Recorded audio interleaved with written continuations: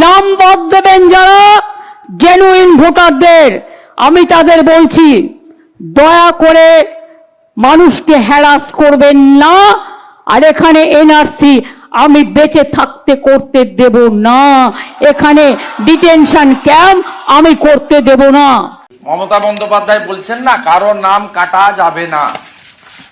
হ্যাঁ মমতা ব্যানার্জি শুনে রাখুন, নাম কাটা যাবে কাদের, কাটা যাওয়া উচিত কাদের। পশ্চিমবাংলায় এইমাত্র খবর এসেছে পশ্চিমবঙ্গের হাজার হাজার মানুষের নাম ভোটার লিস্ট থেকে গায়েব হয়ে গেছে। ঠিক 2026-এর বিধানসভা ভোটের আগেই শুরু হয়ে গেছে বিজেপির চুপি চুপি চাল। আর সেই চাল কেউ ধরতেই পারছে না। কেউ বলছে বাংলাদেশি, কেউ বলছে নথি নেই। কিন্তু প্রশ্ন একটাই, এরা কি সত্যিই বাংলাদেশি, নাকি বিজেপি নিজের ভোট বাড়াতে মমতার ভোট বাংলায় দুর্নাম করে মমতার কাটিয়ে দিতে চাচ্ছে, আর লাখ লাখ প্রকৃত ভোটারকে বিজেপি চুপচাপ মুছে দিচ্ছে।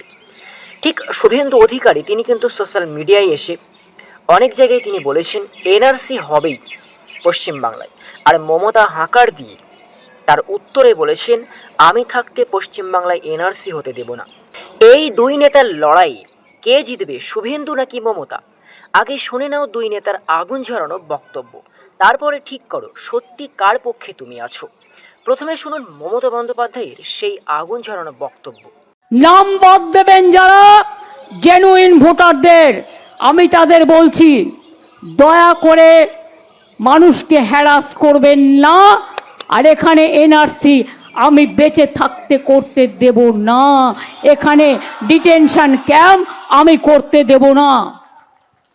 হরিয়ানার গুরগাঁওতে 10টা ডিটেনশন ক্যাম্প করেছে, আসামে করেছে। ভুলে গেছেন হিন্দু भाई বোনেরা, आसाम में 7 लाख लोग का नाम बात दिया था, निकाल दिया था। हिंदू का नाम भी, पंजाबी का नाम भी, नेपाली का नाम भी, बंगाली का नाम भी, सबको नाम। जब एक आदमी को टकराता है ना तो सबको टकराने के लिए लोग तैयार रहते हैं। इसी के लिए हमारा नारा है जो हमसे टकराएगा वो चूर चूर हो जाएगा।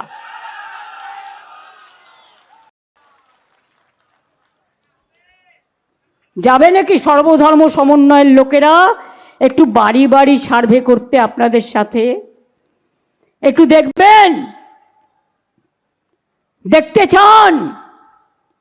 মা বোনেদের শঙ্খধ্বনির আওয়াজের সাথে পারবেন তো?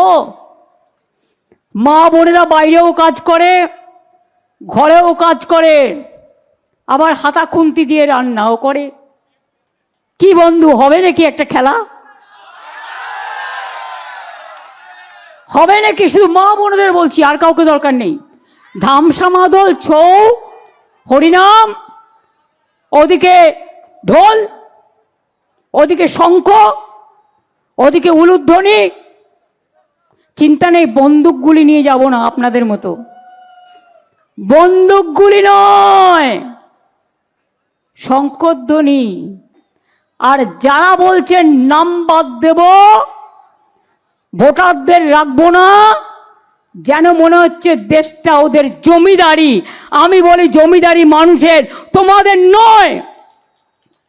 আজকে কেন্দ্রে ক্ষমতায় আছো তো এজেন্সি লাগিয়ে যা ইচ্ছে তাই করছো, ভাবছো এইভাবেই চলে যাবে?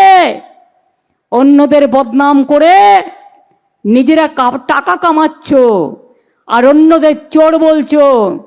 এই গভর্নমেন্ট, আমি আপনাদের কাছে আজকে বলে যাচ্ছি, আমার যদি একটু বিশ্বাস আস্থা আমার সব ধর্মের প্রতি থাকে, আমার চন্দ্র সূর্য গ্রহর প্রতি থাকে, আমার নদী মাতৃকার প্রতি থাকে, আমার পুকুর চুনো বিলের প্রতি থাকে, আমার সর্ব মানুষের কাছে থাকে, এই গভর্নমেন্ট 29 পর্যন্ত চলবেন না। তখন বিজেপির লোকেরা কোথায় যাবেন? আরে ভাই, আপনারা তো মমতার বক্তব্য শুনলেন স্ক্রিনে, এবার শোনেন শুভেন্দু অধিকারী এই একই বিষয়ে ঠিক কী বলেছেন। বাম ডান কেউ ছাড় পাবে না বলে তিনি যে আগুন ঝরাচ্ছেন পশ্চিমবাংলায়, তা আপনি না শুনলে বোঝায় না। শুভেন্দুর মুখেই শুনুন কারা বাংলাদেশি, কারা প্রকৃত নাগরিক, আর বিজেপি ঠিক কী করতে চলেছে 2026-এ। পশ্চিমবাংলায়। আর যদি এনআরসি 2026-এ পশ্চিমবাংলায় চালু হয়, শুভেন্দু অধিকারী ডাইরেক্ট বলে দিলেন কি কি ডকুমেন্টস লাগবে। আর সেই ডকুমেন্টস যদি আপনারা না দেখাতে পারেন, তাহলে কিন্তু আপনাদের বাংলাদেশে রোহিঙ্গা মুসলমান হিসেবে তাড়িয়ে দেওয়া হবে। এই প্রশ্নের উত্তর আজকে শুভেন্দু অধিকারী দেবেন। শুনুন সেই আগুন ঝরানো শুভেন্দু অধিকারীর বক্তব্য। মমতা বন্দ্যোপাধ্যায় বলছেন না কারো নাম কাটা যাবে না। হ্যাঁ মমতা ব্যানার্জি, শুনে রাখুন, নাম কাটা যাবে কাদের, কাটা যাওয়া উচিত কাদের? রোহিঙ্গা অনুপ্রবেশকারী, বাংলাদেশি মুসলমান অনুপ্রবেশকারী, ডবল এন্ট্রি ভোটার, মৃত ভোটার, এবং তার সাথে সাথে আপনার আইপ্যাক নাট্য কোম্পানি এবং আপনার যে ফেক ভোটার আপনি তৈরি করে রেখেছেন, অস্তিত্বহীন ভোটার, তাদের নাম। গতকাল দুটো বিধানসভার ফেক ভোটারের তালিকা আমরা পেয়েছি। একটা হলো মাননীয় বিমান ব্যানার্জির বিধানসভা বারুইপুর পূর্ব,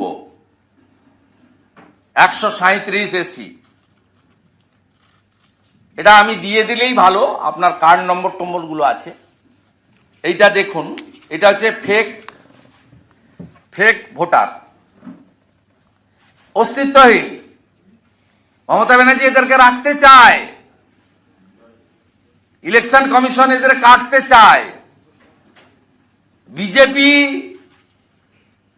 এদের বাদ দিয়ে ত্রুটিমুক্ত ভোটার তালিকা চায়, আর স্বাভাবিকভাবে জনগণও এটা চায়। দেখুন, এসি অ্যাসেম্বলি কনস্টিটিউয়েন্সি 137, বারুইপুর পূর্ব, ফেক লিস্ট। হ্যাঁ, দুটো পেয়েছি আমরা, 294টাই পাবো। এ তো সবে শুরু। আপনার দুটো বিলে 118 জন মতো আছে, এটাতে 38 জন আছে। এবারে দেখুন 206 ময়না,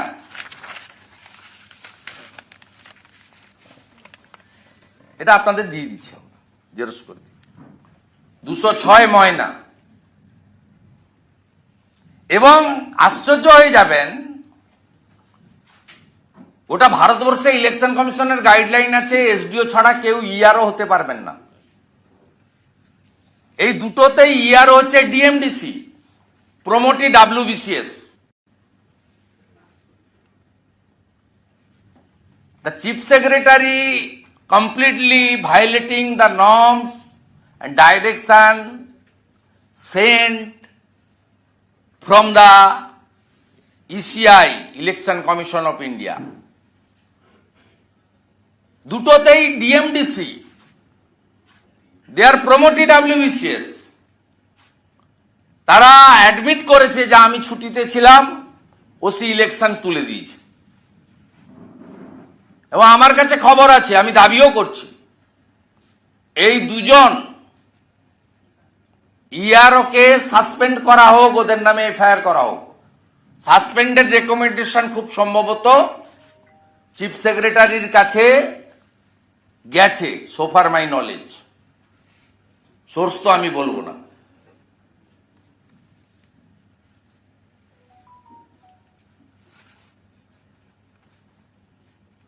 এদের এক্সিস্টেন্স নেই।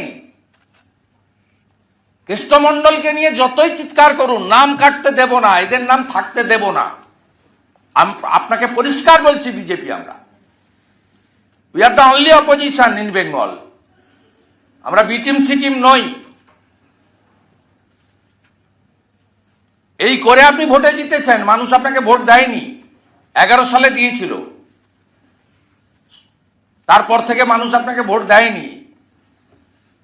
19 সাল থেকে 21, 24 কোন ইলেকশনে আপনি ভোট পাননি। আপনি এই 7 দফা 8 দফার সুযোগ নিয়ে এই ভুয়া ভোটার, মুর্শিদাবাদের লোককে এনে ভবানীপুরে ভোট দিয়েছেন, ভবানীপুরের লোককে নিয়ে গিয়ে খড়দায় ভোট দিয়েছেন, খড়দার লোককে নিয়ে গিয়ে বসিরহাটে ভোট দিয়েছেন, রোটেশনে করিয়েছেন।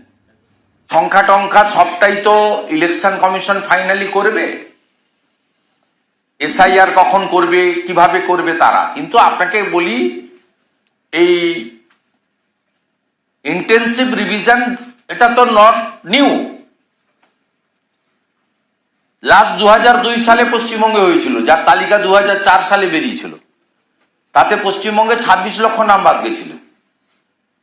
আপনি এই যে দুটো অ্যাসেম্বলির আমি দিলাম, এই দুটো জেটোস্কোপি দেবে না, অন্যগুলো দেবে না, এই যে দিলাম আমি, আপনি বলুন দুটো অ্যাসেম্বলি কনস্টিটিউয়েন্সিতে ইনিশিয়ালি প্রাইমারি যদি এই সংখ্যা আমরা পাই, এই নাম ভোটার তালিকায় থাকা উচিত হ্যাঁ কিনা। আমরা তো বলছি যে বাংলাদেশ থেকে ধর্মীয় কারণে যারা এসেছেন তারা শরণার্থী, তারা অনুপ্রবেশকারী নন। শরণার্থীদের নাম বাদ যাবে না, যত ভয় দেখালুক। আর উনার যে ঢোল বাজানো মিডিয়ার একটা অংশ প্রচার করুক, কোনো ফায়দা হবে না।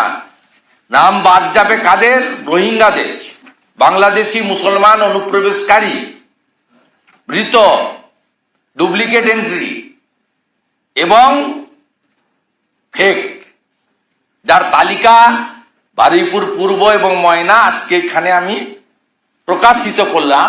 এটা কন্টিনিউয়াস চলবে যতক্ষণ না first week of January final voter list বেরোচ্ছে। কন্টিনিউয়াস চলবে, প্রত্যেক দিন হবে। এবং আমি আবারও হুঁশিয়ারি দিচ্ছি, এই দুজন ইআরও যারা ডিএমডিসি, যারা প্রমোটি ডাব্লিউবিসিএস, যারা এসডিও র্যাঙ্কের নয়, তাদেরকে করার জন্য সরকারের বিরুদ্ধে ব্যবস্থা ইলেকশন কমিশন নিক। কারণ মমতা ব্যানার্জি সংবিধানটাও পড়েননি। তিনি একটা অশিক্ষিতের মতো কালকে বলেছেন যে কেবলমাত্র নির্বাচন ঘোষণার সময় ইলেকশন কমিশনের দায়িত্ব থাকে, আগেও সরকার পরেও সরকার। আগেও সরকার পরেও সরকার, সেটা তো ঘটনা, কিন্তু ইলেকশনের দায়িত্ব কোন সরকারের নয়, ইলেকশন কমিশনের। ভারতের সংবিধানের আর্টিকেল যে আছে তার 324 থেকে 329। মমতা বন্দ্যোপাধ্যায়কে বলবো, যদি ইংরেজি পড়তে অসুবিধা হয় অনুব্রত মণ্ডলকে দিয়ে বাংলা করিয়ে নিন, করিয়ে নিয়ে আপনি একটু পড়ুন, মাথা ঠান্ডা করে পড়ুন, তারপরে পরের কোনো সভাতে সংশোধন করে নেবেন। আরে ভাই, এত কিছু বললাম, যুক্তি দিলাম, দুই পক্ষের কথাও শুনলে, কিন্তু একটা কথা, এই কথাটা না বললে না। শুভেন্দু অধিকারী অনেক কিছু বলছেন, মমতা আবার বুক চাপড়ে গর্জে উঠছেন। কিন্তু গরম রাজনীতি, ভোটের আগুন, সব কিছুর মাঝেও যে মানুষটা দাঁড়িয়ে আছে একা হাজার ঝড়ের মধ্যে, আর বারবার বলছে আমি ছাড়বো না, আমি লড়বো, পশ্চিমবাংলার মানুষদের সাথে লড়বো, সেটা গরিব হোক, হিন্দু হোক, আদিবাসী হোক, দলিত হোক, মুসলিম হোক, সব ধর্মের মানুষের সাথেই আমি লড়বো। আর হ্যাঁ ভাই, আমি কোনো দলের দালালি বা ফ্যান চাটা না, কারো অন্ধভক্তও না। তবে সাহস যে কারোর মধ্যে থাকুক, আমি তার পক্ষেই থাকি। আর এখন এই রাজ্যে এই লড়াইয়ে শেষ হাসিটা আমার মনে হচ্ছে, রিসার্চ করার পরে মনে হচ্ছে, মঞ্চের আলোয় ক্যামেরার সামনে হয়তো মমতা বন্দ্যোপাধ্যায়ই হাসবেন 2026 বিধানসভা ভোটে। কারণ শুভেন্দু অধিকারী যে সোশ্যাল মিডিয়ায় এসে যে উস্কানিমূলক কথাগুলো মানুষের সামনে ছড়িয়ে বিভ্রান্তি বাড়িয়ে দিচ্ছে, এটা মানুষ ঘৃণা করছে। আরে ভাই, মমতার সাথে লড়ছো লড়ো, বাট মানুষের সাথে তুমি যে খারাপ ব্যবহারটা করছো, এনআরসি হবে, বাংলাদেশে তাড়িয়ে দেব, এই কথাগুলো বললে তোমারই তো বাঁশ বেশি হবে। তুমি তো নিজেকেই নিজের পায়ে কুড়ুল মেরে দিচ্ছ। কারণ এসেছো প্রথমে যখন বিধানসভা ভোটে দাঁড়াচ্ছ, পশ্চিমবাংলা দখল করতে চাচ্ছ, মুখ্যমন্ত্রী হতে চাচ্ছ, তো তখন তোমাকে সরল হতে হবে ভাই, তোমাকে মাস্টার মাইন্ড খাটাতে হবে। ঠিক আছে, এই এনআরসি মানুষের ক্ষতি করে কোনো লাভ হবে না, এতে মানুষ ঘৃণা করবে। ভালো করে রিসার্চ করে দেখতে পারো, মমতা দিদি গরিবদের, পশ্চিমবাংলায় অনেক গরিব হয়তো খেতে পেত না, লক্ষ্মীর ভাণ্ডার, এই সমস্ত অনেক প্রকল্প দিয়ে সেই গরিব পরিবারগুলো আজকে খেয়ে বেঁচে থাকতে পারছে। আর এতটুকুই পশ্চিমবাংলায় আমরা হয়তো পরবর্তী 2026 বিধানসভায় চাইব। আমাদের টাকা পয়সার দরকার নেই, আমাদের পশ্চিমবাংলায় এমন একজন মুখ্যমন্ত্রী হোক যে পশ্চিমবাংলাটাকে পুরো সোনার পশ্চিমবাংলা করে শান্তি বজায় রেখে বসবাস করে থাকবে। আজকের মধ্যে এখানে বিদায় নিচ্ছি, দেখা হচ্ছে পরবর্তী ভিডিওতে। Take care.